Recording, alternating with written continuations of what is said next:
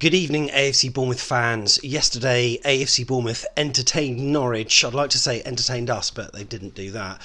In a frustrating 0-0 at the Vitality Stadium, and this is my considered match review. It's going to be shorter than most reviews I've done because there wasn't actually that much that happened. It was rightfully last on Match of the Day, but afterwards I asked for your 5-word match reports, and these are they. Kerry Phillips, fair result, frustrating to watch. Paul Kenwood didn't play to our strengths, and he said that in the YouTube video as well. Check that out on the channel. Tommy Heffernan's Poodle, pedantic ref was a tosser. Be interesting to know your thoughts on Lee Mason. I mean, obviously we deserve to be, we deserve not to get anything out of that, but I don't think it was just down to the ref. But I do agree, he was a tosser. Nathan Nichols, you'll hear from him on the podcast. Make sure you search for it on iTunes. Flat, dull, boring and drab. Steve Wright said, I took leave for that. Steve, unlucky mate. Gary Chapman, some arse kicking desperately needed. Sarah Crossley, great to see Smith back. Agree with that. AFCB Dad, little to chirp about the Cherries. Danny Beale, bore draw, but a clean sheet. Fair point. AFCB Rob, committed... Oh, hang on. This is alliteration gone mad. Committed Canaries, cancel catatonic Cherries. Must Google what catatonic means. Lucy, glad I get in free. Wish I did too, Lucy. Steve Butler, started well but faded badly. Tommy Evans Poodle again, definitely last on TV later, 100%. Good teams have bad days, says Ian Reid. Stuart Leaper said, it cannot get any worse. Phil Lees, glad I never went today. James AFCB, please tell me it's over. Jane Smith, Fraser only plays well, angry. ? Perhaps a point for debate on the podcast there. The Boscombe, if you don't shoot, you don't score. 1, 2, 3, 4, 5, 6. Lord William Snootsworth, he fell asleep during that. Owen Cherry, bad as watching paint dry. I would have preferred to watch that. A little bit of Dulux, happy days. Baby Duck, typical post-international break hangover. Jordan, lacklustre performance. Jordan, that's not 5 words, said Harrison. You got me there, Harrison, said Jordan. Phil D, that was hard to watch. Grockle Free, can't control ball up front. Agree with that. Murky, no more starts for Musalanke. AFC Biffa Colin, Mr. Mason is a prick. Ian, I wish I hadn't bothered Wayne. 0-0 was the right result. 0-0, do we count that as one word? You've freaked me out here. I don't know what to do. I'll let you in this week, Wayne. David, barely a shot on target. Boscombe St John's lad, lack of firepower yet again. Michael Snedden, less said about that the better. You didn't say that. Less said about... Yeah, very good. Henry, would rather watch paint dry. Another one. Are you a Crown or are you a Dulux boy? Andy Gray, dull, boring, uninteresting, poor performance. Tim Spencer came up with a few there. Thank God for Aaron Ramsdale. Christ, that was bloody boring. No passion, spark or ideas. Klopp laughing his socks off, says Neil Dawson. I think we know what that's about. Last on MOTD again. Joke, said AFC Bit. I see your sarcasm. Drew Burks, oh dear, WTF. Nobby Dog, lack of attacking quality. Longy, big load of old shite. Urids, I fell asleep at half time. Is Harry Starr on a loan condition, said Andy Bowman. That's what I've sort of suggested previously. You do start to wonder. Alan, their midfield controlled the game. True, they did. We'll get onto that. DC in Washington, rusty post-international break. 90 minutes of life lost, says it's Mr. O. And Cherries season, at least a clean sheet. One more, Matthew Innes. I don't know how to pronounce your surname. You'll have to let me know. I want my money back. Probably won't get it back. But anyway, those were the opinions of the AFC Bournemouth fans. And yeah, I mean, what a frustrating watch. I thought it was really dull. The atmosphere was pretty lifeless, but yeah, it was so flat. But that was only mirrored by what was going on the pitch. Absolutely lifeless. In midfield, the game was. Firstly, Norwich were a decent side, well drilled, well oiled, and they did a job on us just like Sheffield United did at the start of the season. We were playing so deep at times. Lewis Cook was almost like a fifth defender, and that left Billing basically doing a lot by himself in the middle, and he was doing all right. But obviously, when you've got Fraser so wide and then Wilson It's a lot of work for Billing to do on his own when Norwich are packing out the midfield. You've got a deep Lewis Cook, and they were just controlling it. And granted, our defence, I think, saved the game for us because they were very resilient. I thought Ake and Cook once again had storming games. Adam Smith, great to see him back, and Rico was all right positionally, very good.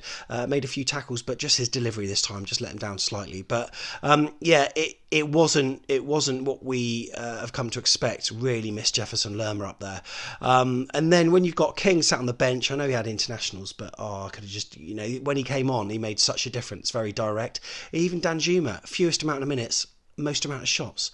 Solanke up front, jury's out on him. I'm not going to talk too long about this game, I've got to say, because there's not an awful lot to say. And Callum Wilson held it up very well. Couple of close opportunities, but nothing of note really. And Norwich got into dangerous positions. Was really interesting to see Timo Pukki in the flesh, faster than I thought. And that you notice what they did from midfield. They cut open Steve Cook and Adam Smith a number of times while playing that ball right in between them, and then their winger got onto it, but it was always the final execution, just like us, that let them down. They got into some really good positions and cut the ball back, and I'm sure most times there would be someone coming onto it, but unfortunately for them there wasn't. But that was the same for us. It just didn't click at all. Not sure what you can sort of put it down to, and I haven't watched the highlights yet, and part of me just doesn't really want to. I've got to apologise though to the Norwich City fans who may be watching this channel. The atmosphere was so fucking flat. It was really bad, and it's not what it's usually like at the Vitality. But I've got to say also, from where I was in the North Stand, couldn't really hear you either. I think I heard a chant. What was it like? Is this a library or? I can't remember. There was one chant I heard you sing relatively loudly, but apparently the wind was blowing that way, so maybe people in the south stand and opposite you in the main stand might think you were a bit louder. So I think it's a bit rich you criticising us for being poor, but then we find it hard to raise ourselves against certain teams, and not putting you in the relegation bracket, but your relegation fodder this season probably. I'm not saying that. The media are saying that. Most pundits have had you to go straight back down. So I don't know whether it's a psychology thing with the supporters. It certainly seems to be with the players. Case in point, Sheffield United start the season woeful. Norwich City, equally bad. I think we were probably worse. I don't know. We got a clean sheet though, so that's something that we can say. But it's just unfortunate that our clean sheet comes against one of the lesser sides in the division. I'm just gutted because I thought the first half was really poor, and when we shoot towards the North Stand in the second half, we're usually so much better and we raise it, but there was just nothing. Josh King had to start, really did have to start. Anyway, Lee Mason though, referee wise, I think there were some questionable decisions at times, but ultimately he didn't lose us the game, so I'm not going to go on too much about that. My highlight was speaking to people at half time and before the game, to be honest. It was really nice to catch up with a few people that I know and some people that don't. Steve Perry, who came up to me before the game, really nice to meet you, buddy. I know it's only brief, but he's a podcast listener and said, thanks for all the work you're doing. That kind of thing's really appreciated, so really appreciate that, Steve. And I'll hopefully manage to justify putting out something decent tomorrow. I don't know how, but anyway, it's released at 7 a.m. It was a lifeless game, but it won't be a lifeless podcast, mainly because free beer. You may have seen it in one of the videos earlier, but we've teamed up with Beer 52, and they are the world's craft beer pioneers and source beers from all around the world. And we've teamed up with Beer 52, and we've got a special link which we'll announce on the podcast tomorrow that enables AFC Bournemouth fans to basically get free beers. Usually there's a crate of 8 you can get. for the next 2 weeks, they're chucking in 2 extra beers. So it's completely free. All you got to do is sign up via the special link. There is just the postage to pay, which is £4.95, and you get 10 craft beers. The first theme is Korean beers, and then each month at a price, which you'll see on the website, they do then send you different types of beers from all around the world, like Belgian beers and Dutch beers, even Norway, I think, Australian, all sorts. But Back of the Net listeners can get 10 for the next 2 weeks by going through a special link. And, you're not held to ransom. You can actually cancel at any time. So even after you get your first batch, you can be like, okay, those were nice beers. They cost me the price of postage, less than £5. I'll cancel now. But if you like it, great, you can carry on and get them delivered monthly to your door. The first month as well comes with a free snack, and oh god, I sound like such a salesman. And also a copy of Ferment magazine as well, which explains the beers you're drinking. Hopefully you'll like them. I tried some of them on Friday night, absolutely loved them. I had a few beers this afternoon, actually, hence the lateness of this video, watching the Man United Liverpool game in the Westbourne, and you have your sort of standard beers, lagers at the pub there, and they do a couple of craft ones, but nowhere near the quality of what you'll get from Beer 52. So I recommend you check it out, and I'll give you the link on the podcast. If you don't know how to listen to the podcast, just go to your favourite podcast app and search Back of the Net Bournemouth. The only one I think we're not on is Podbean, because they're arseholes trying to get us to pay more money to put it on there. It's like, come on, do us a favour. We're on pretty much every other app. Just search Back of the Net Bournemouth, and we'll be playing out a number of extra thoughts. We got some after the game. Really appreciate everyone. There was a queue at one point, a queue of people waiting to talk to me, which is really good.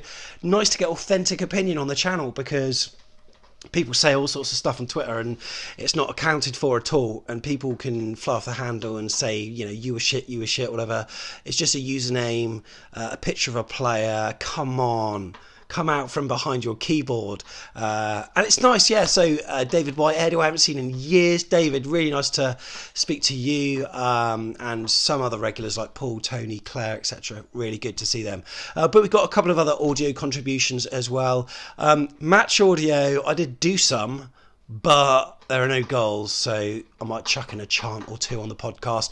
We also speak to Andy Lewis as well, Watford fan who does the Stairway podcast as well, Stairway to 7th, which is a podcast dedicated to every Premier League side barring the top 6. So it's like the 14 better clubs in the Premier League, and we got his opinion as well on next Saturday's match as we preview our trip to Vicarage Road, which I will be at too. Right, that's it. More content on the YouTube channel. Check out the podcast, blah, blah, blah. See you in the next video. Cheers.